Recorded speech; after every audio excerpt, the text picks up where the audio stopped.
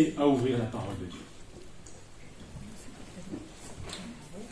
Matthieu chapitre 1er, versets 18 à 25. Voici de quelle manière arriva la naissance de Jésus-Christ. Marie, sa mère, ayant été fiancée à Joseph, se trouva enceinte par la vertu du Saint-Esprit avant qu'ils eussent habité ensemble. Joseph, son époux, qui était un homme de bien et qui ne voulait pas la diffamer, se proposa de rompre secrètement avec elle, comme il y pensait. Voici un ange du Seigneur lui apparut en songe et dit « Joseph, fils de David, ne crains pas de prendre avec toi Marie, ta femme, car l'enfant qu'elle a conçu vient du Saint-Esprit. Elle enfantera un fils et tu lui donneras le nom de Jésus. C'est lui qui sauvera son peuple de ses péchés. » Tout cela arriva afin que s'accomplisse ce que le Seigneur avait annoncé par le prophète. Voici, la Vierge sera enceinte, elle enfantera un fils. On lui donnera le nom d'Emmanuel, ce qui signifie Dieu avec nous. Joseph, s'étant réveillé, fit ce que l'ange du Seigneur lui avait ordonné, et il prit sa femme avec lui. Mais il ne la connut pas, jusqu'à ce qu'elle eût enfanté son fils premier-né, auquel il donna le nom de Jésus. Gloire à Dieu. Merci pour sa parole. Alors nous allons parler de fiançailles. Parce que vous avez vu que... C'est pour ça que j'ai demandé, je fais une parenthèse, mais que j'ai demandé à des fiancés de nous servir ce matin, la table du Seigneur. Donc merci aux fiancés. Vous avez une place toute particulière, non seulement dans nos cœurs, mais dans la parole de Dieu. Constatez-le. Et nous allons parler de fiançailles, disais-je. Nous allons voir ce que la Bible en dit des fiançailles. Nous allons aussi voir ce que nous apprenons à partir de ce texte, à la fois des fiançailles et du mariage dans la culture juive. Et puis, je vous parlerai ensuite de Joseph. Joseph, dont il est dit dans ce texte que nous avons lu, qu'il était un homme de bien. Et je voudrais que nous soyons tous des hommes et des femmes de bien. Et puis, pour finir ce partage biblique, je nous rappellerai, qu'en toutes circonstances, le secours vient de l'Éternel qui a fait les cieux et la terre. Parce que la situation qu'on vient de lire, reconnaissons-le, elle est un peu compliquée. Alors parlons des fiançailles. Chez les Juifs, les fiançailles, ça fait partie du mariage. C'est la première ode à la joie du mariage. C'est le premier acte du mariage, la première partie du mariage. Et dans la Bible, on découvre justement certaines de ces habitudes culturelles qui peuvent être trouvées encore chez les Juifs aujourd'hui. Quand on se fiancie, on se promet l'un à l'autre. C'est une promesse dont la réalisation commence, mais qui n'est pas totalement réalisée. Mais c'est une promesse. C'est-à-dire que c'est quelque chose que l'on prend au sérieux. C'est un engagement. C'est un engagement pas seulement de cœur, c'est un engagement de respect de l'autre, c'est un engagement à commencer à s'attacher à l'autre. J'y reviendrai dans un instant. Alors il y a évidemment les habitudes culturelles qui peuvent varier d'une époque à l'autre. Souvent, le mari offre un bijou parce qu'on dit sa promise. Bon, ça fait un peu vieillot. En tout cas, à celle qu'il aime et qu'il voudrait voir devenir sa femme. Entre nous soit dit, regardez un peu nos habitudes culturelles à nous, est-ce qu'on n'offre pas une bague de fiançailles? Enfin, je parle aux hommes, là. Oui. Alors moi, j'ai une petite anecdote. Quand j'ai voulu déclarer ma flamme à Véronique, j'étais à l'armée, je faisais mon service militaire. Et puis, j'avais trouvé dans une bijouterie une petite bague en or avec une émeraude. Oh, je me dis, j'aimerais lui offrir cette bague. Évidemment, j'avais un peu préparé mon affaire, n'est-ce pas? Et puis le jour J arrive où je lui offre cette bague, mais avant, je lui pose quelques questions. Après tout, je ne l'avais pas consulté.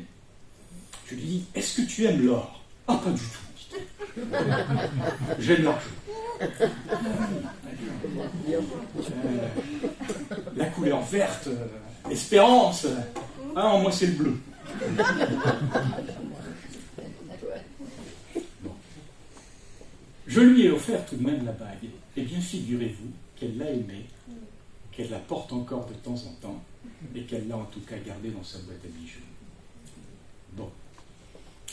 Finalement, ce qui était important, c'était peut-être pas ses goûts à elle, mais ce que le bijou signifiait pour elle, n'est-ce pas? Eh bien, les fiançailles, c'est cela. C'est signifiant. Ça veut dire quelque chose. Alors, je le disais, c'est une première partie au mariage. On s'appelait déjà époux-épouse. Ça voulait dire aussi qu'on n'allait pas fréquenter quelqu'un d'autre. C'est ça que ça signifiait. Ça voulait dire qu'on prenait ce temps pour apprendre à se connaître, faire des choses ensemble. Qu'est-ce qui changeait par rapport à la deuxième ode du mariage? Eh bien, le fait qu'on n'habite pas sous le même toit. Et le fait qu'on ne partageait pas la conjugalité, l'intimité. Voilà ce qui distinguait. Mais c'était déjà un temps où on était ensemble, où on apprenait à s'attacher l'un à l'autre. Ça avait son importance, parce que pour les Juifs comme pour nous les chrétiens, vous savez très bien que l'un des textes fondateurs que Jésus rappelle dans les évangiles, c'est pourquoi l'homme quittera son père et sa mère, s'attachera à sa femme, et tous deux deviendront une seule chair. Ce temps de l'attachement, eh bien, il prend du temps. C'est un moment nécessaire. Et vous dire aussi que des fiançailles pouvaient aussi se rompre. Mais c'était vécu quasiment comme une lettre de divorce pour les Juifs. C'était quelque chose qui n'était pas à prendre non plus à la légère. Mais on pouvait, dans cette phase du mariage, encore dire, eh bien, finalement, nous ne continuons pas la route ensemble. Et chacun pouvait redonner à l'autre sa liberté. Ça, c'était les fiançailles. Et la seconde étape, je le disais, dans la continuité, celle du mariage pour les Juifs. Et pour les Juifs, aujourd'hui encore, il y a 7 bénédictions qui s'attachent au mariage et qui sont rappelées au moment du mariage. Nous, les chrétiens, nous avons perdu cette habitude. Nous prions encore pour la bénédiction des époux, mais nous ne prononçons pas ces 7 bénédictions. Alors, je vais les rappeler. Hop, est-ce que j'ai ma petite télécommande? Sinon, on va essayer. Oui, c'est ça. Parfait. Je vous les ai résumés ici. La première bénédiction est appelée celle du vin. Étonnant. Pourquoi? Parce que le vin réjouit le cœur, mais que pour produire cette boisson de valeur, cette boisson réjouissante, il faut que le raisin soit écrasé. Et pour les Juifs, cette bénédiction du vin, elle est aussi un symbole. C'est qu'il va falloir que le couple apprenne ensemble à surmonter des difficultés. Et c'est aussi à ce prix que va progresser le bonheur du couple. Je dis parfois à Véronique, elle le sait, mais toi t'es comme un bon vin. Plus on avance dans la vie, meilleur est le goût. Et je vous assure que c'est la vérité. Je ne dirais pas cela si c'était pas ce que je pensais. Eh bien, cette bénédiction du vin pour les Juifs, c'est cela que ça signifie. Ça nous rappelle, à nous chrétiens aussi, qu'il a donné son sang. Et qu'il n'y a pas de plus grand amour que de donner sa vie. N'est-ce pas? La deuxième bénédiction est celle qui s'intitule la bénédiction de la gloire de Dieu. Les Juifs prononcent ces mots: « Béni sois-tu, Éternel, notre Dieu, roi de l'univers, qui a créé toutes choses pour ta gloire. » Donc, y compris nous-mêmes, et en particulier le mariage, pour lequel on va prononcer ces 7 bénédictions. C'est important de le réaliser, parce que aujourd'hui, dans notre monde, mais qui sont ceux, en dehors de ceux qui croient en Dieu, qui pensent que leur mariage a pour vocation d'être le reflet de la gloire de Dieu, ou de rendre gloire à Dieu. Et pourtant, c'est la bénédiction que les Juifs prononcent. une maison consacrée à la gloire de Dieu. Un foyer consacré à la gloire de Dieu. Voilà ce que nous devons être, nous les couples mariés, et ceux qui vont se marier, et ceux qui se marieront. La troisième bénédiction est dite celle de l'homme. Cette bénédiction, elle rend grâce à Dieu pour la création d'Adam. L'homme que Dieu a créé à son image, selon sa ressemblance. Il y a quelque chose de glorieux là-dedans. C'est d'ailleurs cette ressemblance ce qui donne nous donne à nous tous notre dignité intrinsèque. La bénédiction suivante, évidemment, côte à côte, c'est celle dite de la femme. Cette bénédiction rend grâce à Dieu pour la dynamique du mariage, mais également pour le fait que Dieu ait prévu qu'il soit côte à côte. Qu'ils soient ensemble pour servir sa gloire. Et puis vient la bénédiction dite de Jérusalem. Et là, les Juifs prononcent, parlant de Jérusalem, « Puisse la stérile se réjouir et être heureuse au rassemblement de ses enfants, en son sein dans la joie. Béni sois-tu, Éternel, qui égaie Sion avec ses enfants. » Cette référence à Jérusalem, comme la stérile, renvoie à des textes prophétiques du livre d'Ésaïe, où Dieu dit clairement, mais que la descendance de celle qui était stérile sera plus importante encore que celle qui ne l'était pas. Et cette bénédiction montre l'abondance qui découle de la présence de Dieu. Et puis en même temps, cette bénédiction dite de Jérusalem rappelle au couple qu'il fait partie d'un corps, qu'il n'est pas tout seul dans la vie. Il fait partie d'une ville, on pourrait dire la ville sainte, on pourrait dire la nouvelle Jérusalem céleste à laquelle nous appartenons, parce que Christ nous a rachetés, nous l'avons rappelé tout à l'heure. Cette bénédiction, elle relie les mariés à la communauté. Les mariés ne sont pas seuls, mais citoyens de cette Jérusalem-là. Ensuite, la bénédiction de la joie. Les Juifs prononcent ces mots. « Béni sois-tu, Éternel, qui réjouit le marié et la mariée. » Je ne sais pas si vous avez déjà assisté à des mariages juifs. Ça danse, hein.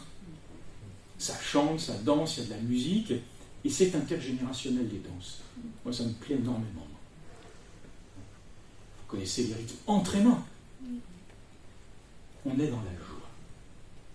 Ben, c'est quelque chose qui est important à rappeler. Ça vous est déjà arrivé, vous, d'assister à des mariages où vous sentez le stress? Oui, ça vous est déjà arrivé. Moi aussi, ça m'est déjà arrivé. Il m'est même déjà arrivé, dans un mariage, de voir la mariée partir. On est embêté, hein. On est embêté. Eh oui. Ça m'est même déjà arrivé dans un mariage, qui n'était pas un mariage croyant, mais que la mariée m'appelle le lundi pour me dire: est-ce que vous avez déjà envoyé les papiers du mariage, parce que finalement, j'ai peut-être changé d'idée. Il n'y a pas le vin de la joie là. Mais la bénédiction de la joie, c'est une des bénédictions prévues dans la culture juive. Enfin, la bénédiction que l'on dit, celle de la complétude. Ça veut dire comme quoi, dans le mariage, l'intervention de Dieu, ces bénédictions prononcées vont faire quelque chose de total. Et regardez bien ce qui est prononcé comme bénédiction. Béni sois-tu, Éternel notre Dieu, roi de l'univers, qui a créé la joie et le bonheur, le marié et la mariée, la félicité, la jubilation, l'allégresse et le plaisir, l'amour et la fraternité, l'harmonie et l'amitié. 10 bénédictions. 10. Ça vous rappelle les 10 commandements, ça vous rappelle ces paroles de Dieu complètes, faites pour le bonheur des êtres humains. Eh bien, voyez-vous, un mariage juif, c'est un mariage dans lequel la joie, le bonheur, la félicité, la jubilation, l'allégresse, le plaisir, l'amour, la fraternité, l'harmonie et l'amitié sont appelés à être présents. Ah oui, on a envie de dire amen. On est d'accord. Bon. Ben, je vais vous dire, voilà la révélation biblique, voilà le plan de Dieu, voilà la grâce que Dieu a en projet. Alors, peut-être vous vous dites, on va regarder ce qui se passe après. Parce que, voilà. Vous vous dites que ces 2 étapes, finalement, elles sont bien prévues pour être en continuité. Les fiançailles, le mariage, sont 2 étapes vers un engagement fidèle et que Dieu désire heureux. Et ne pas encore avoir constitué un seul foyer, un seul et même foyer, un seul corps, au temps des fiançailles, permet d'affermir les liens d'affection qui doivent nous conduire à toutes ces bénédictions. Voyez, aujourd'hui, parler de fiançailles, ça peut paraître tout à fait ringard, même de parler de mariage. J'ai une de mes belles-filles qui un jour me disait, mais vous savez Franck, quand j'ai dit à mes copines que je me mariais, elles m'ont dit, mais t'es jeune. Enfin, franchement, c'est pas le moment, enfin.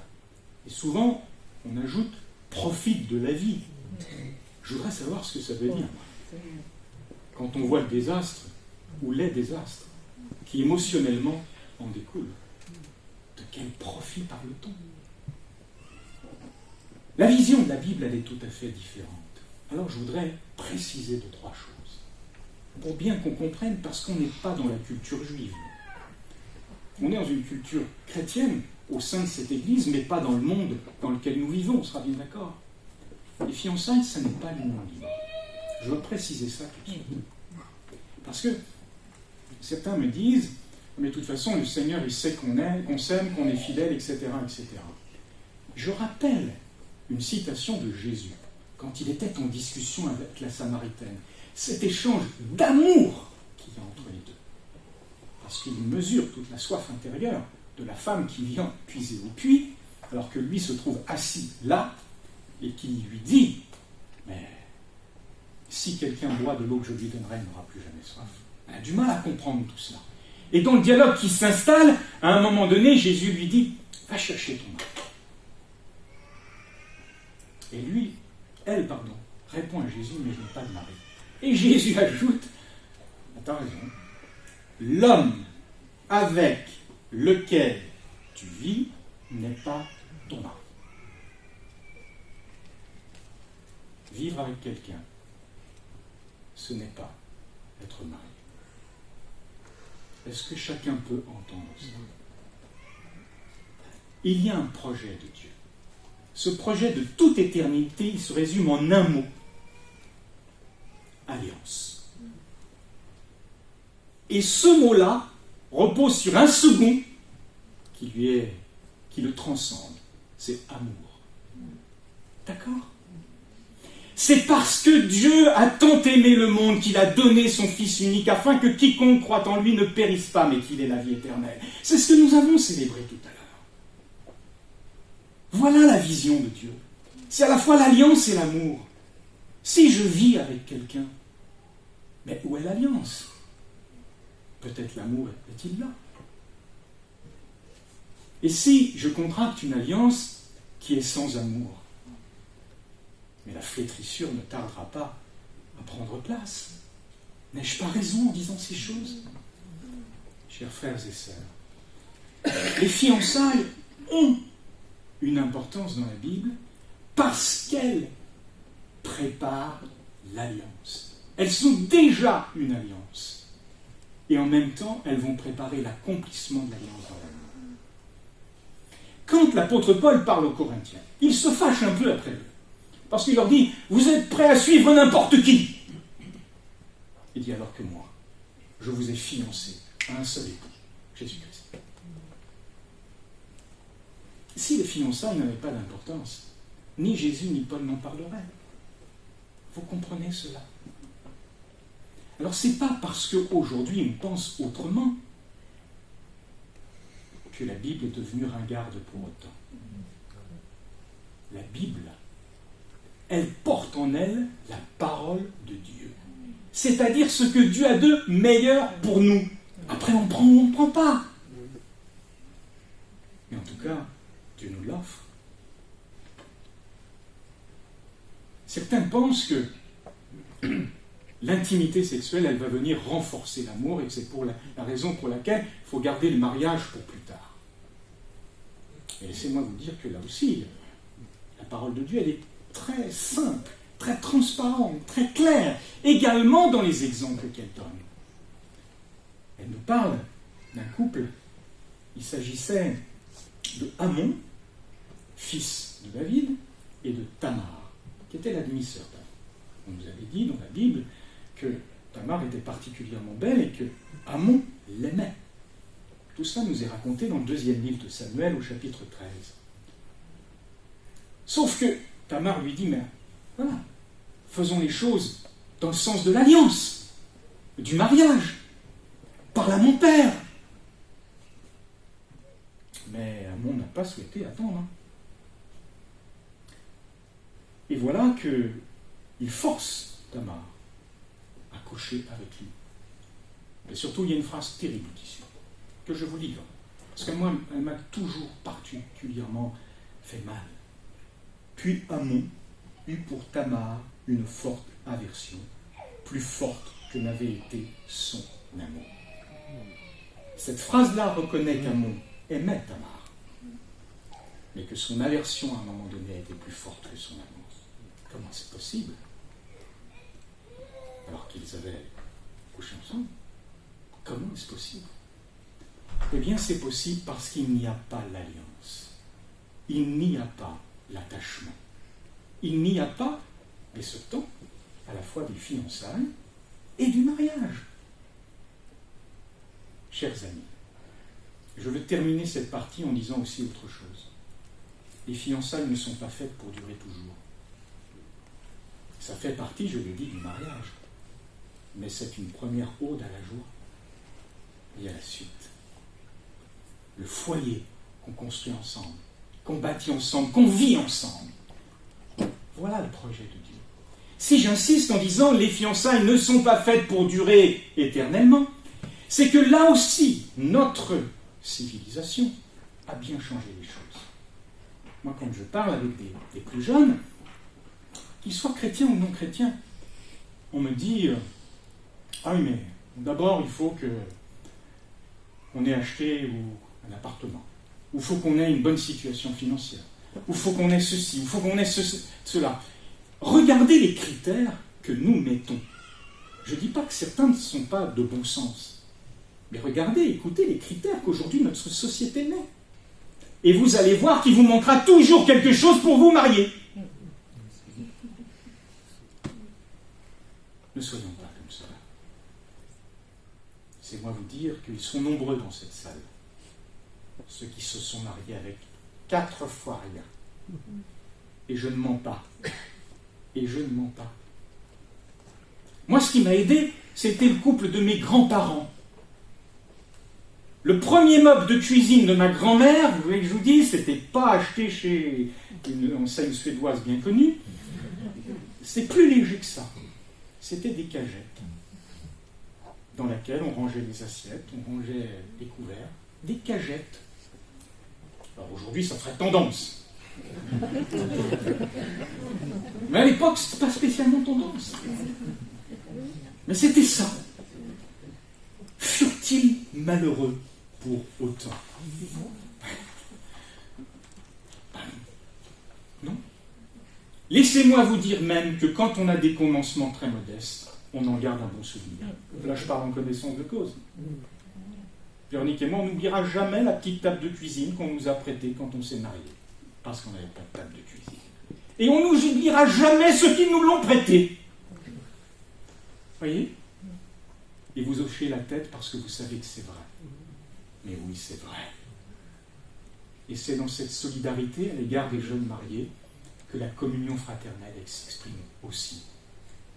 Qui va se mettre à faire des rideaux, à les coudre, à les installer. Un autre viendra, mon oncle Jean-Claude, qui m'a appris à poser mon premier lait de papier peint. Merci mon cher oncle, parce que depuis, grâce à toi, je n'ai plus en étaler du papier peint. Voilà.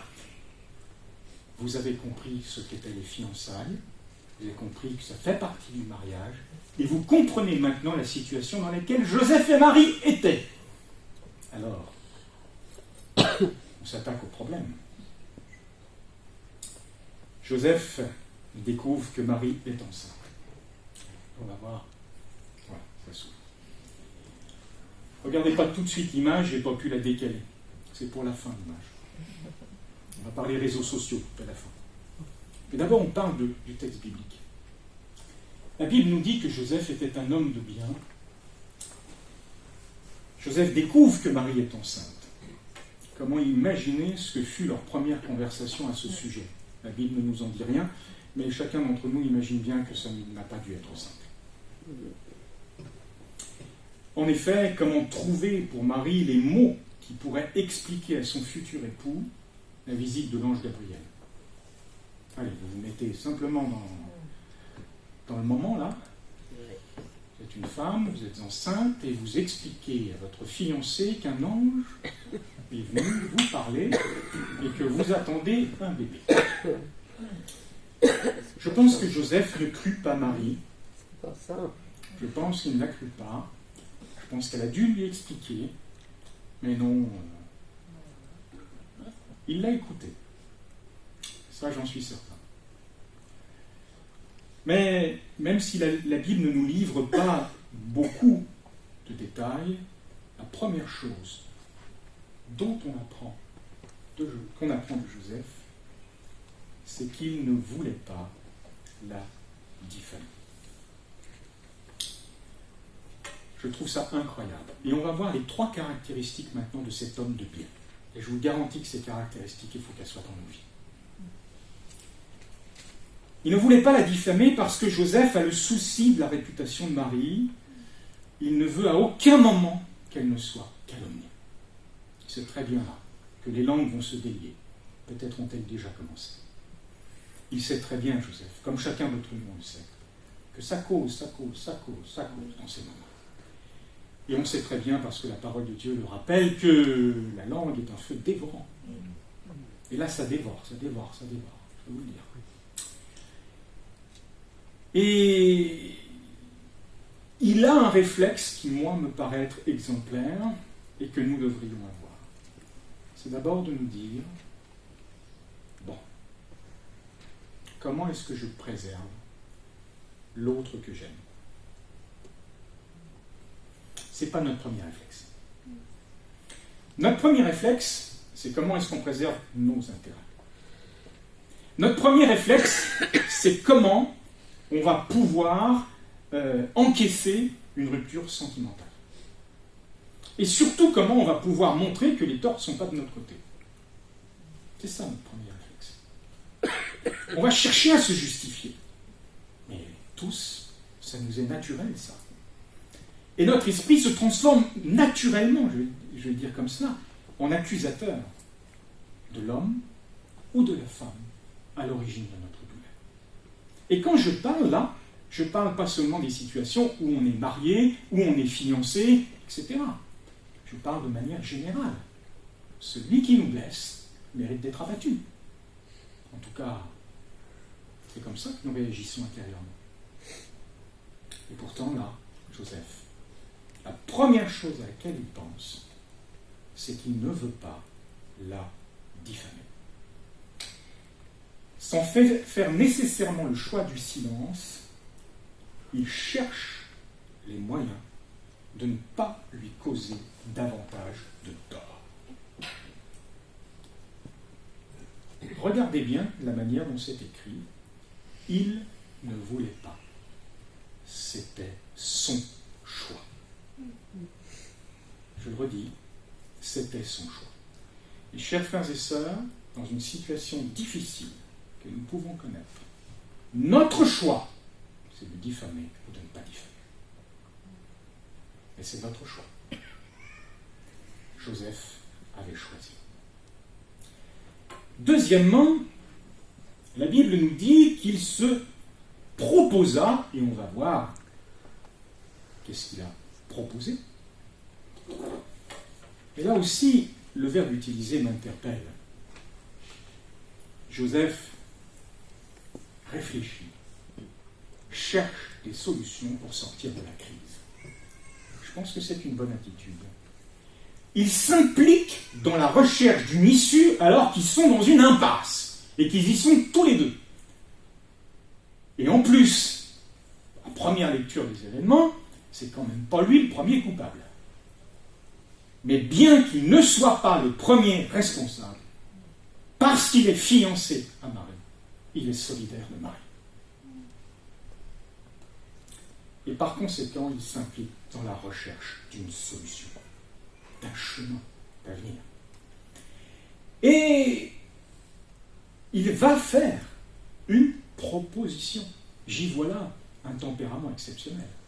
Quelqu'un qui n'est pas dans l'arrogance, qui n'est pas dans la suffisance, qui n'est pas dans le mépris à l'égard de l'autre. Quelqu'un qui est vraiment dans l'amour. Il faut quand même aimer cette personne pour laquelle, aujourd'hui, au moment où il vit cela, tout s'écroule, sa vie s'écroule, il faut quand même le dire. Et là, il va faire une proposition. Je ne connais pas beaucoup de personnes qui recherchent honnêtement et courageusement une sortie à l'impasse.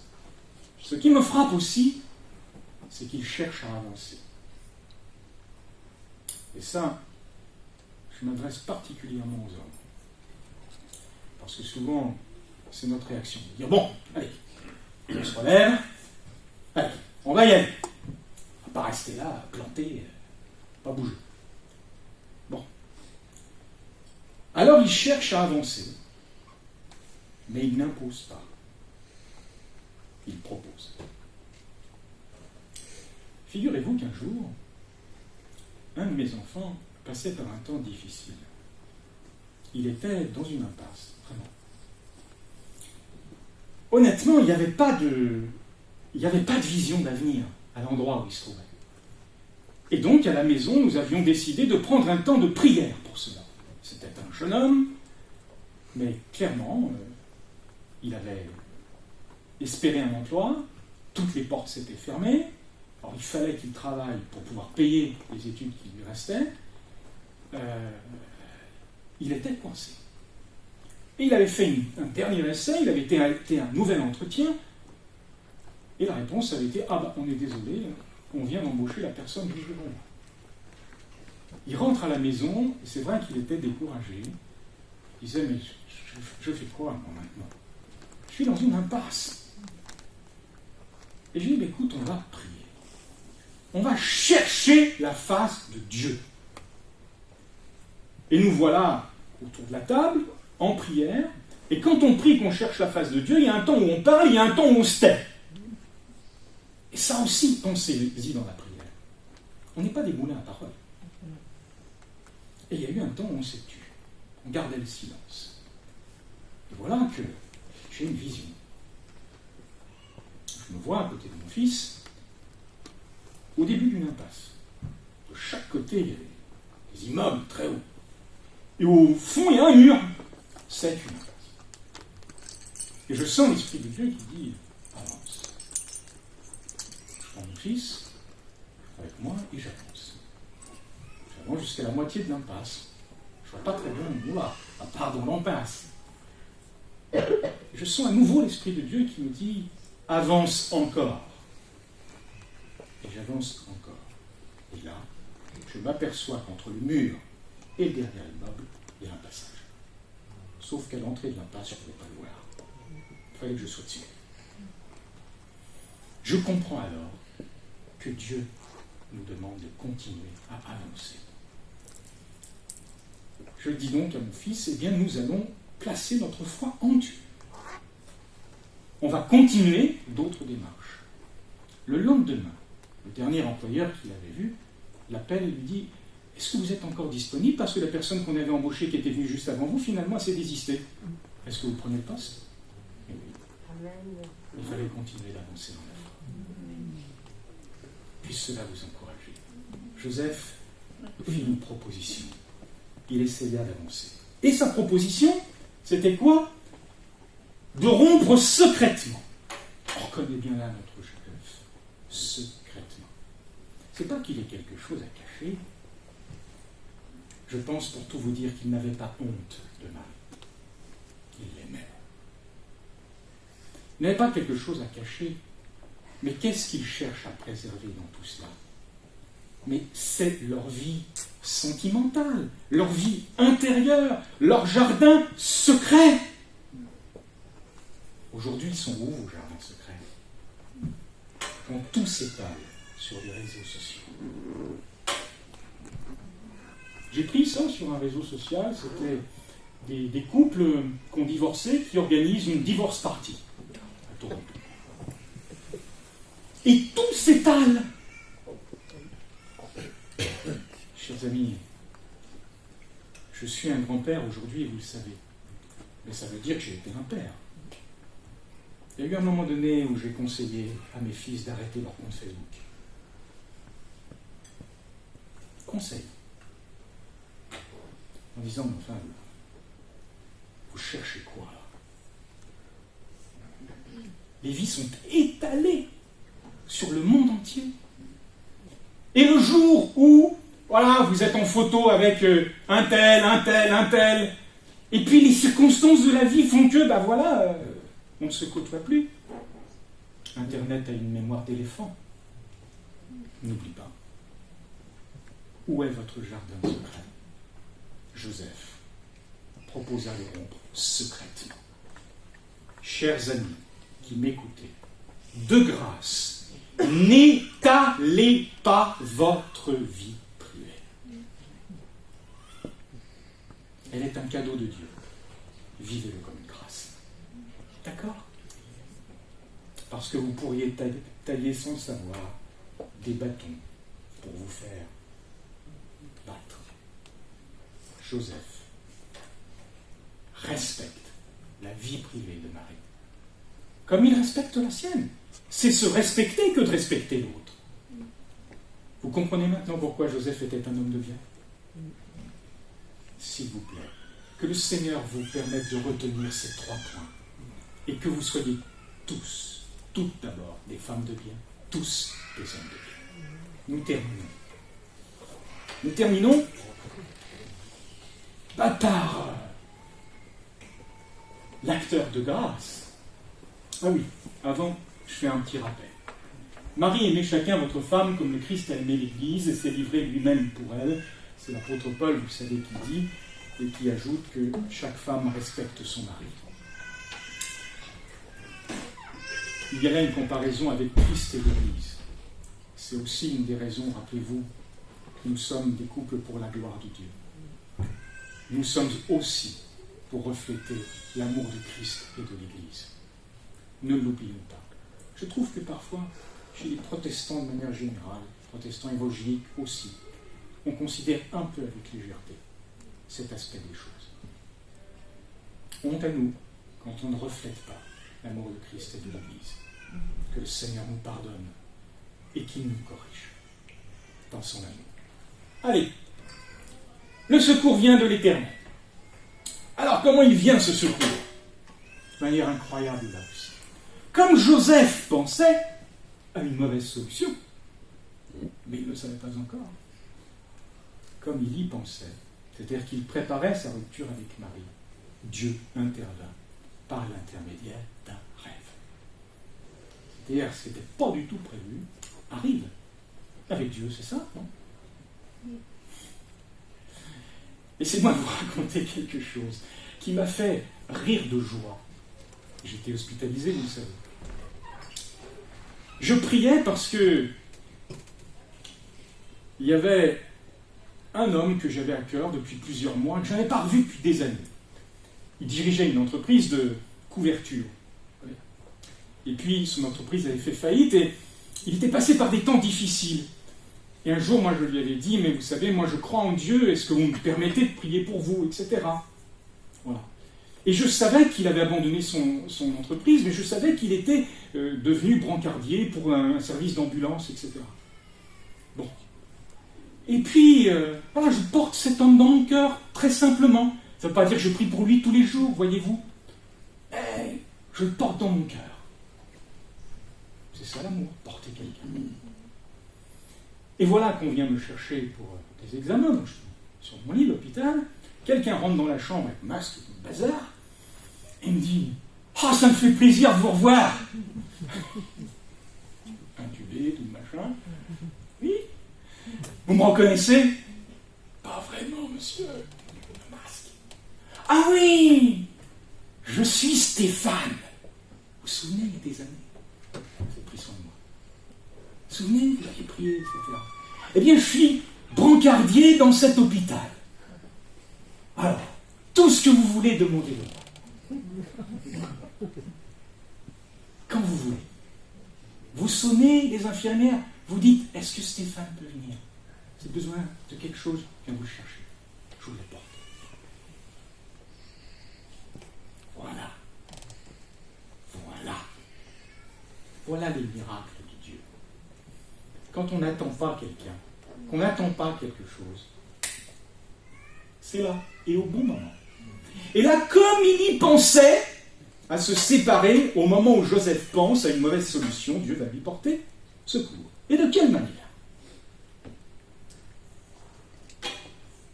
Ah, ça dépasse tout entendement. Dans ce rêve, Dieu parle à Joseph. Il s'adresse à lui, pas n'importe comment. Joseph, fils de David. Je l'ai rajouté, vous comprenez bien. Le plus grand roi d'Israël. Toi qui es de descendance royale. Toi qui es la descendance du roi à qui l'Éternel a fait la promesse qu'il y aura toujours un de ses descendants sur son trône. Toi, fils de David, Dieu s'adresse à toi. Alors là, laissez-moi vous dire que Joseph, je pense qu'il ne comprend pas très bien. Dans son rêve, il s'est peut-être retourné pour voir s'il n'y avait pas un autre Joseph derrière lui. Il est charpentier à Nazareth, son pays est sous l'oppression des Romains. Il n'y a plus de roi en Israël et depuis longtemps. Et Dieu lui parle. Joseph, fils de David. Qu'est-ce que ça signifie? Chers frères et sœurs, dans tous les moments de fragilité, on se sent totalement insignifiant. Totalement. Joseph se sent insignifiant. Il est dépassé. Il ne sait plus comment on va s'en sortir. Il n'a plus les moyens, il n'a plus les ressources, il n'a plus la force. D'accord? Et Dieu s'adresse à lui comme un fils de roi. Ça signifie quelque chose, chers amis. C'est que nous ne sommes pas insignifiants pour Dieu. Dieu lui parle. Je suis désolé, je vais prendre une chaise. Parce que je ne force pas plus que ce que je veux. Vous me voyez tous? Il n'y a plus la caméra. C'est pas grave. Les forces sont encore faibles. Ne crains pas de prendre avec toi Marie, ta femme. La première chose que Dieu dit à Joseph, et que Dieu fait de Joseph, c'est de le rassurer. Ne crains pas. D'accord? La peur, elle ne nous conduit pas dans le bon chemin. Elle ne conduit pas vers de bonnes solutions. Elle ne nous conduit pas vers de bons choix.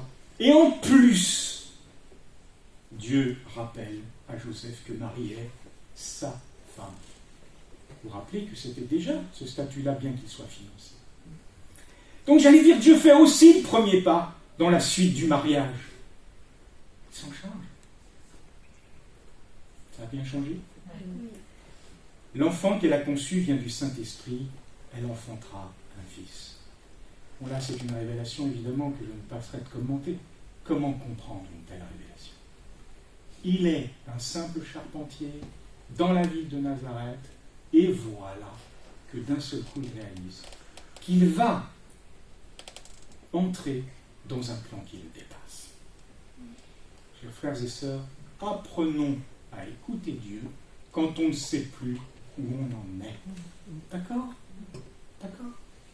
Si on passe par la souffrance, si on passe par des moments difficiles, plutôt que de nous agiter, entendons ce ne crains pas de l'Éternel, asseyons-nous, prions, écoutons, méditons. Que lui dit l'ange? Marie enfantera un fils et tu lui donneras le nom de Jésus. Moi je trouve ça exceptionnel, ce tu lui donneras. Dieu nous associe toujours à son œuvre. On n'est pas des marionnettes. Chers frères et sœurs, vous n'êtes pas une marionnette. L'Éternel agira avec vous, par vous. Même dans votre fragilité, même dans votre petitesse, même dans votre souffrance émotionnelle, pourtant si importante et difficile. Dernièrement, l'ange annonce ceci, C'est lui qui sauvera son peuple de ses péchés. Chers frères et sœurs, Dieu fait de nous des relais de sa grâce. Que vous en ayez conscience ou pas, Joseph va le découvrir. Dieu va faire de lui un relais de sa grâce. Chers frères et sœurs, nous en avons terminé cette méditation sur les fiançailles de Joseph et de Marie. Et l'Esprit de Dieu n'en a pas terminé avec nous. Pas du tout. Laissez-moi vous raconter une histoire de Noël, juste pour finir et en conclusion. Cette histoire, elle nous concerne, Véronique et moi, et je vais la résumer. C'était Noël 1991. Nous étions mariés depuis 5 ans. Nous avions 2 enfants, Hans et Jérémie, que vous connaissez. Les premières années de mariage, c'était des années franchement heureuses, avec une complicité, je veux dire, extrême, parce que nous avions beaucoup de goûts en commun, nous les avons toujours.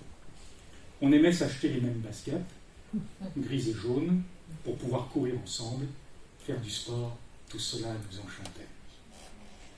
Avec l'arrivée des enfants, la vie qui se faisait, le travail, difficile, Véronique travaillait dans l'industrie, moi je travaillais en tant qu'instituteur, et bien des tensions avaient surgi.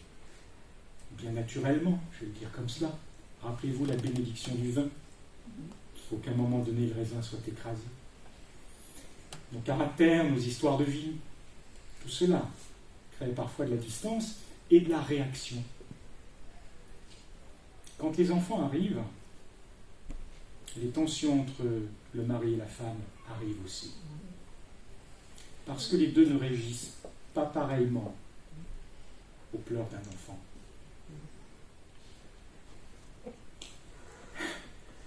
Les deux ne réagissent pas pareillement quand l'enfant désobéit. Et combien ne vois-je pas l'un reprendre l'autre, en disant mais c'est pas comme ça qu'on fait. Et quand on dit c'est pas comme ça qu'on fait, c'est parce que nous on a notre histoire. Et puis la maman reproche au papa ceci, le papa reproche à la maman cela. Tout cela crée des micro-fissures. Et ces fissures, on en a bien conscience.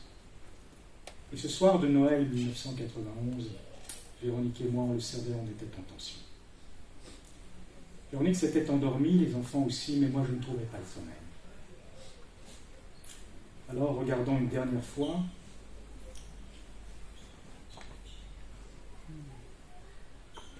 Ma femme aimée, les 2 petits, ils dormaient profondément. J'ai quitté l'appartement où nous étions. Nous étions à la montagne, papa et maman nous avaient offert des vacances. J'ai commencé à marcher dans la neige, un pas difficile. Chaque pas, je m'enfonçais. Un peu à l'image des moments que je vivais, que je traversais. Je marchais droit devant moi, je n'avais pas de but, mais je parlais à Dieu. J'écoutais Dieu, du moins essayais-je. Et puis à un moment donné, je relève mes yeux et je vois une chaîne de montagnes se détacher de la nuit. Je relevais les yeux vers les montagnes et je me souvenais de ce psaume, d'où me viendra le secours. La suite, c'est il me vient de l'Éternel qui a fait les cieux et la terre. Je me suis dirigé, il était minuit. Vers cette chapelle que vous voyez, elle était ouverte. Des cierges brûlaient. Je me suis avancé, je me suis mis à genoux sur le pavé froid et glacé. Là, j'ai pleuré. J'ai demandé pardon à Dieu pour toutes les mauvaises stratégies. Je lui ai dit que j'étais dans l'incapacité de changer le cours des choses. Que Véronique et moi, nous nous aimions, ça c'était sûr, on le savait. Mais nous n'étions pas capables de surmonter les difficultés que nous rencontrions et qui venaient d'abord de nos cœurs et de notre propre nature pécheresse. Chers amis, il est d'abord là le problème. Si la Bible dit que nous sommes par nature des enfants de colère, elle ne se trompe pas. Nous étions cela. Peut-être le sommes-nous encore, que Dieu nous fasse grâce. Toujours est-il que cette nuit de Noël, j'ai crié à l'Éternel en disant, Seigneur, si tu peux sauver notre vie, notre mariage, notre famille, je m'adresse à toi parce que tu es le seul capable de le faire. Je suis sorti en paix. Vous allez me dire, mais rien n'avait changé, Franck. Si. Il m'avait dit, ne crains pas, crois seulement. Peu de temps après, quelques mois après, nous avons rencontré un couple de pasteurs, Françoise et Yves Perrier. Nous leur avons partagé simplement nos difficultés. Ils nous ont accompagnés et aidés pendant des années, ont pris de nos nouvelles, ont prié pour nous. Ils ont été les anges dont nous avions besoin. Vous voulez connaître le nom de cette chapelle? Elle s'appelle la chapelle des prisonniers. Moi, j'étais ressorti libre. Libre. Vous voulez sortir libre ce soir? Libre de vos craintes, de vos angoisses, de vos peurs. Mais le secours vient de l'Éternel. Inclinez-nous, frères, je prie.